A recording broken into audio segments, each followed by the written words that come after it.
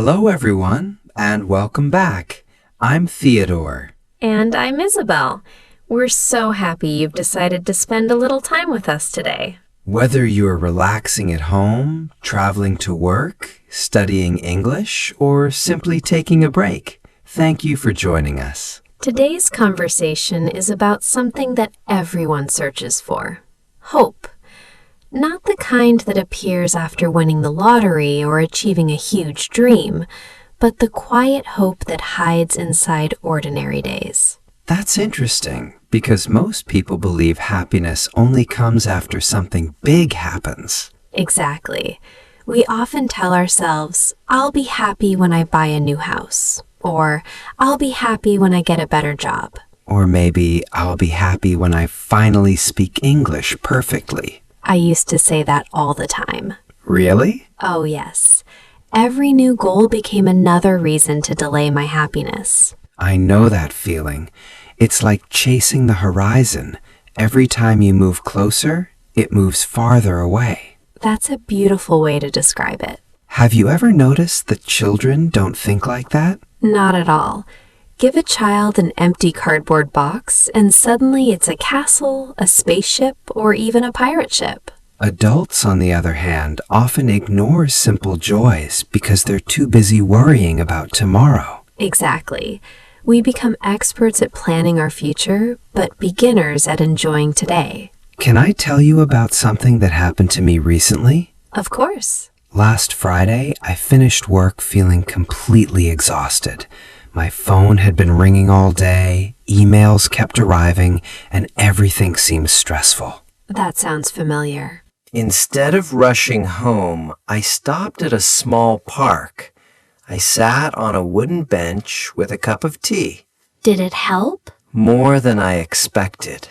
What happened? Nothing extraordinary. Really? A little boy was teaching his younger sister how to ride a bicycle. An elderly man was feeding birds. Two friends were laughing so loudly that everyone around them smiled. Those are ordinary moments. Exactly. But suddenly I realized something. What was it? Life hadn't become perfect. My problems were still waiting for me. But for 15 minutes, they didn't control my thoughts. Sometimes peace doesn't arrive because our problems disappear. It arrives because we finally stop giving them all our attention. I completely agree. Have you experienced something similar? Actually, yes. Tell me. A few weeks ago, I woke up feeling disappointed. Nothing had gone wrong, but nothing felt exciting either. One of those quiet days. Exactly. What did you do? I decided to leave my phone at home and walk to a nearby cafe. That was brave. It felt strange at first. I kept reaching for a phone that wasn't there. I think many of us would do the same. As I walked, I noticed flowers growing beside old buildings. I heard birds singing. I even smiled at a stranger, and she smiled back. Amazing how such tiny moments can change our mood. Exactly. By the time I reached the cafe, I realized I wasn't searching for happiness anymore. You were already experiencing it. Yes. Maybe happiness isn't something we discover. Maybe it's something we notice. I like that. Think about this. How often do people postpone living? Far too often. They say, when I earn more money, then I'll relax. When I lose weight, then I'll feel confident. When life becomes easier, then I'll enjoy it. But life keeps changing, and those perfect conditions rarely arrive. Exactly. Waiting for perfect moments often cause us to miss beautiful, ordinary ones. Do you know what gives me hope? Tell me. Watching people help each other without expecting anything in return. Like holding a door open. Or helping someone carry heavy bags. Or simply asking, are you okay? Kindness is powerful. And the wonderful thing is that kindness doesn't cost anything. That's true.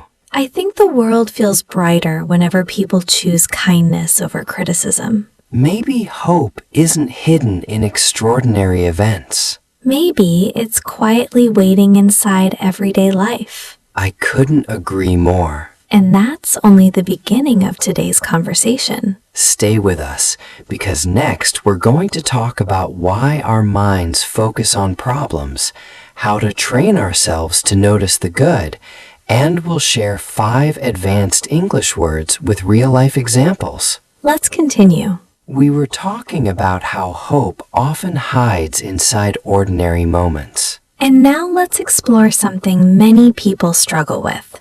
Why do we notice problems much faster than blessings? That's a good question. I think our minds are designed to protect us. We naturally pay more attention to danger than comfort. That makes sense. But sometimes that habit follows us even when there's no real danger. Exactly.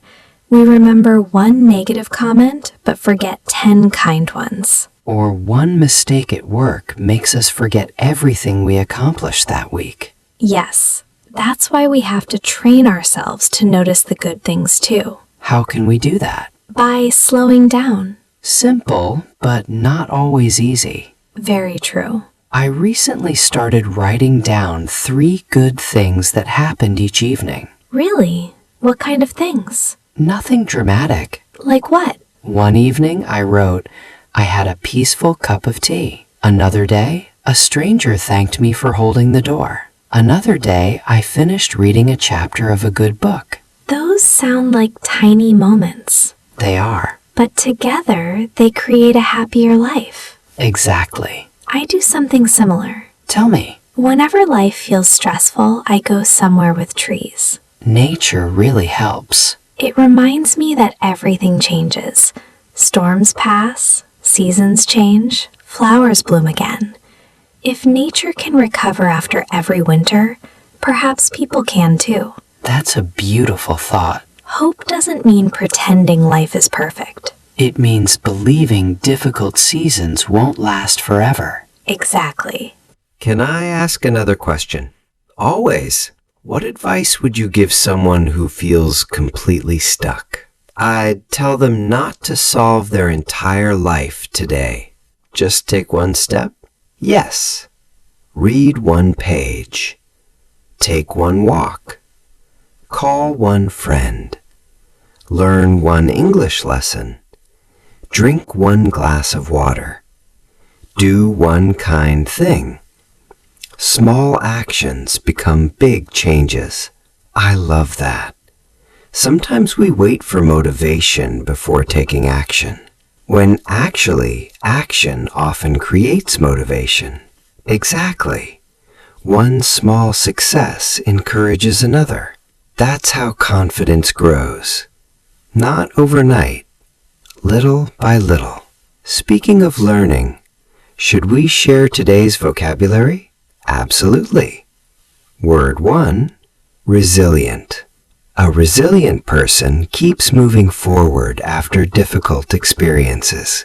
Example, even after failing the interview, she remained resilient and kept applying for new jobs. Word 2, perspective. Perspective is the way you look at a situation. Changing your perspective can completely change your feelings. Example, I stopped seeing my mistakes as failures and started seeing them as lessons. Word 3, serendipity. One of my favorite words. Mine too. Serendipity means finding something wonderful by accident. Example, we found the most beautiful little cafe by pure serendipity. Solace means comfort during difficult times. Example, she found solace in listening to gentle music every evening. Word 5, illuminate. Illuminate literally means to fill something with light. But it can also mean making someone's day brighter. Example, your encouraging words illuminated my afternoon. Those are wonderful words to add to your vocabulary. Try using 1 or 2 of them in your own conversations this week. Learning English isn't about memorizing thousands of words. It's about using new words naturally and confidently. Exactly. Every conversation makes you a little stronger. Every mistake teaches you something valuable. Every lesson moves you one step closer to fluency. The same is true about life. Every small act of kindness, every peaceful morning, every meaningful conversation, every challenge you overcome, together they build the person you're becoming. Before we finish, I'd like everyone listening to remember one thing. Don't wait for a perfect life before allowing yourself to feel grateful. Notice today's little victories. Notice the people who care about you. Notice the beautiful sky. Notice your progress. Because the happiest people aren't always the ones with the easiest lives. They're often the ones who have learned to appreciate ordinary moments. Hope isn't loud. Sometimes it's just a quiet voice saying, "Keep going." And happiness isn't waiting somewhere far away. Sometimes it's already sitting beside you, in a warm cup of coffee, a peaceful evening, a kind smile, or even this conversation. Thank you so much for spending your time with us today. We truly appreciate every listener who joins these conversations.